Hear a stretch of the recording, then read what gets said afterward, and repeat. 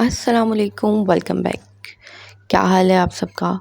तो आज की वीडियो में हम बात करने वाले हैं बहुत ही ज़्यादा इम्पोर्टेंट टॉपिक में। जी हाँ, और ऐसा टॉपिक होता है मेरे ख़्याल से कि लोग इस चीज़ को ना इग्नोर कर देते हैं। लोग कहते हैं यार हमें क्या ज़रूरत है, कोई बात नहीं, एक टाइम आएगा तब हम कर लेंगे सारा कुछ। तो लेकिन देखिए, हर चीज़ का जो टाइम होता है ना, आप टाइम आने का वेट करते हैं ना, लेकिन टाइम वही होता है जब हम कह रहे होते हैं कि यार जब टाइम आएगा ना तब हम कर लेंगे सारा कुछ। तो सबसे पहले क्या है जी, हमने अपने आप को इम्प्रूव कैसे करना है। आपको पता है जब मेरा भी ये हुआ था कि जब मेरी प्रेगनेंसी हुई, बच्चे हुए, मैं खुद को इतना ज़्यादा बिज़ी कर लिया था, मेरा कुछ करने को दिल नहीं करता होता था। मेरा दिल ही नहीं करता था कि मैं कोई काम करूँ, कुछ करूँ। मतलब मुझे समझ नहीं आता था कि यार मैंने अपना इतना हाल ख़राब कर लिया था। लेकिन मैंने आहिस्ता-आहिस्ता ख़ुद को इम्प्रूव किया। ना मेरा नमाज़ पढ़ने को दिल करता था, ना मेरा कुछ खाने को दिल करता था।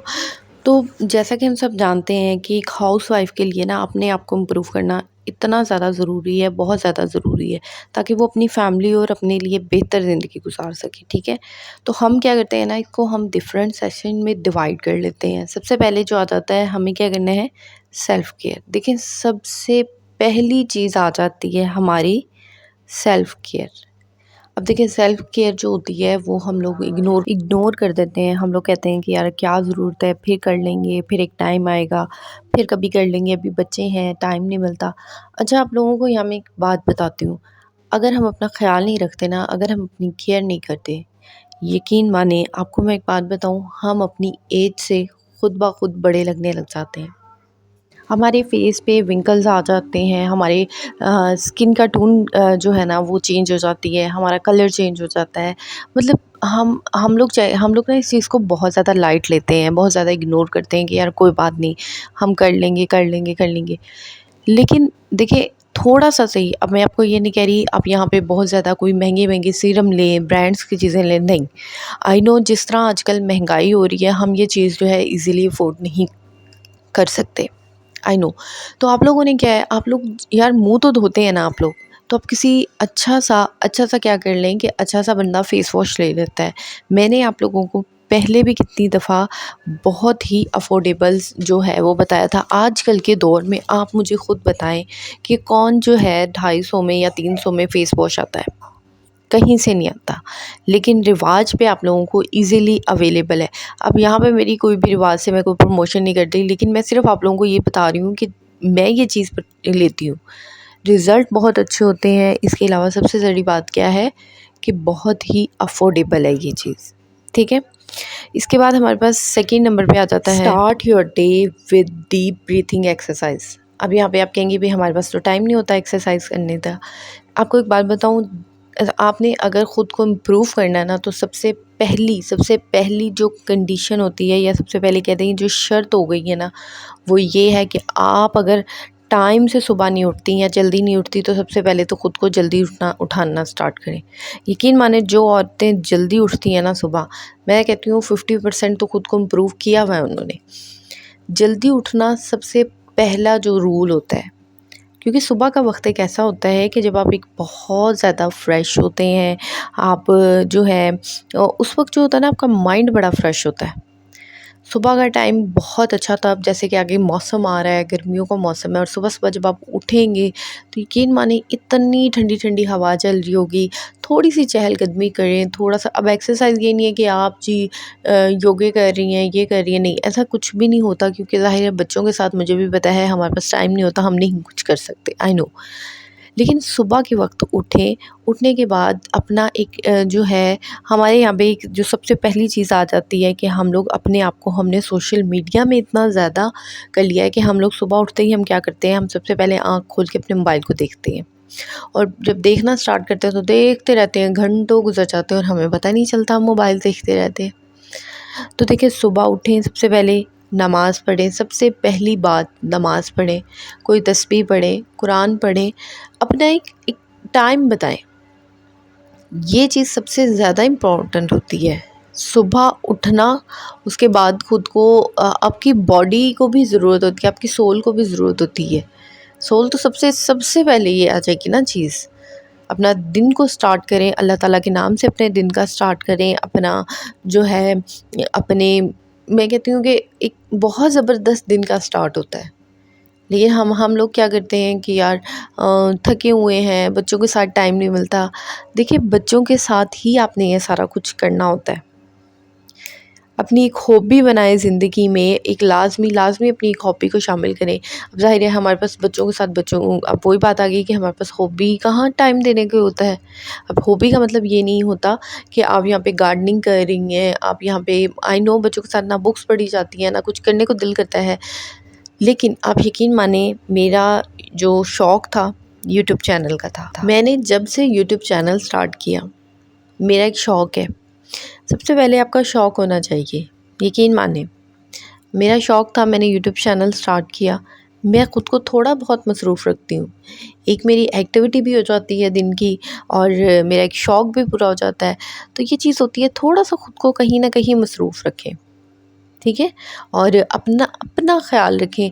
अब हम लोग एक्स्ट्रा क्या कर रही होती हैं कि नहीं जी कोई बात नहीं, हो जाएगा यार, अभी तो बच्चे बहुत छोटे हैं। लेकिन जब बच्चे बेचारे बड़े होते हैं तब हमारे में वो हिम्मत नहीं होती।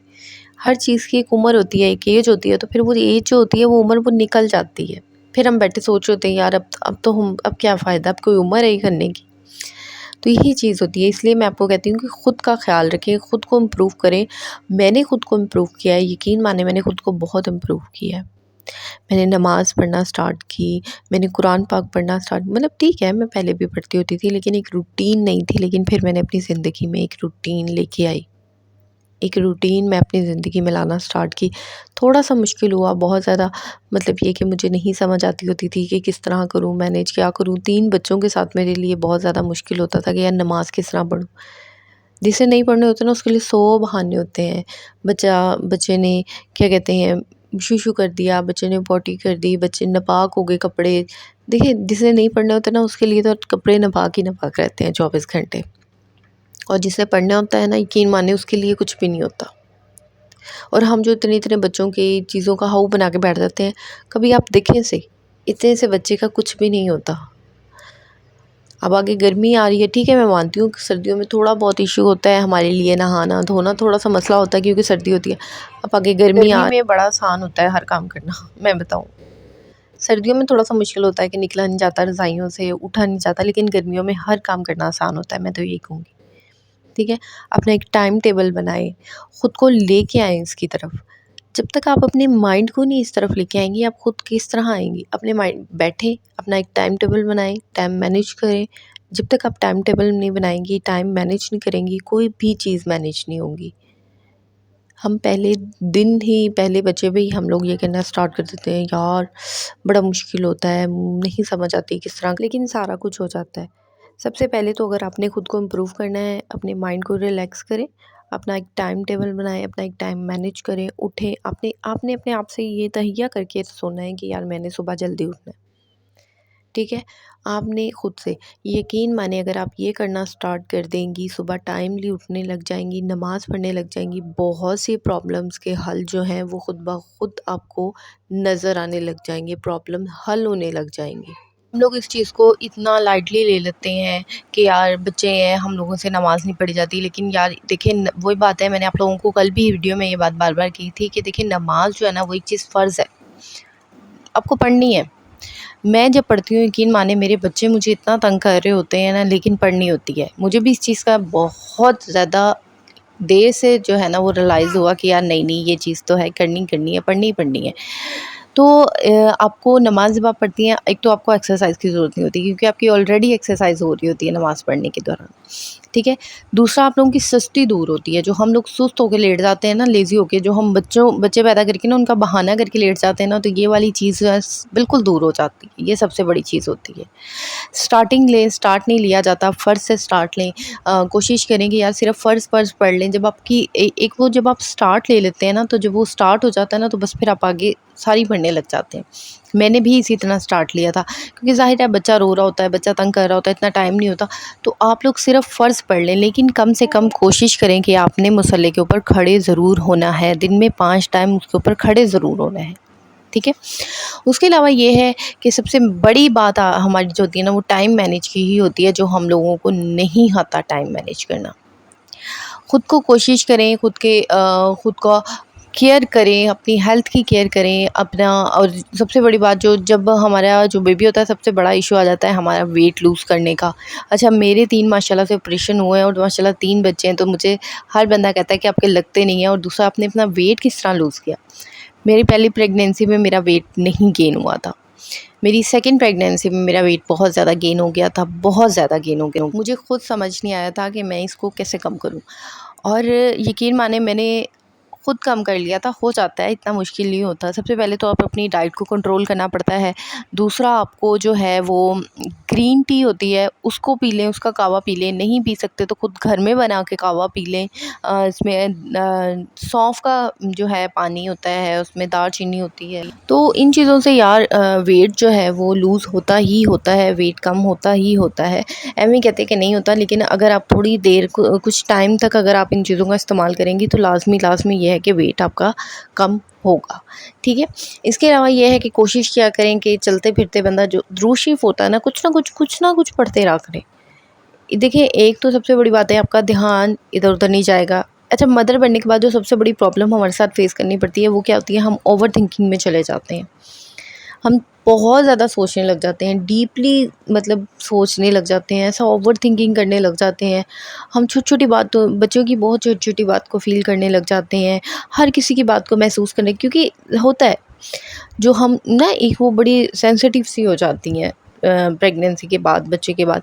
तो ये चीज़ होती है, रियलिटी होती है कि यार हमें जब कोई कुछ कहता है तो हम उसको बड़ा महसूस सा करने लग जाते हैं, बट उसके पहले हम अपने आप को बड़ा स्ट्रांगली फ़ील करवाते हैं। लेकिन इस चीज़ से भी आपने ना खुद को निकालना है, इस चीज़ को खुद पे हावी नहीं करना। इस चीज़ का यही हल होता है कि यार आप कोशिश किया करें अपनी फ़ुज़ूल थिंकिंग से अपने आप को रोकें, ओवर थिंकिंग से रोकें, और इसका यही हल है कि चलते फिरते दुरूद शरीफ पढ़ते रहा करें, इस्तिग़फ़ार करके रहा करें। ये होगा, इससे क्या होगा कि सवाब का तो सवाब मिलता है, तो ज़ाहिर है हमारा जो दिमाग है वो इधर-उधर बातों में नहीं जाता। सबसे बड़ी बात होती है कि हम ओवर थिंकिंग का शिकार नहीं होते। हम ओवर थिंकिंग का शिकार हो जब हो जाते हैं ना, तो फिर बड़े काम ख़राब होते हैं।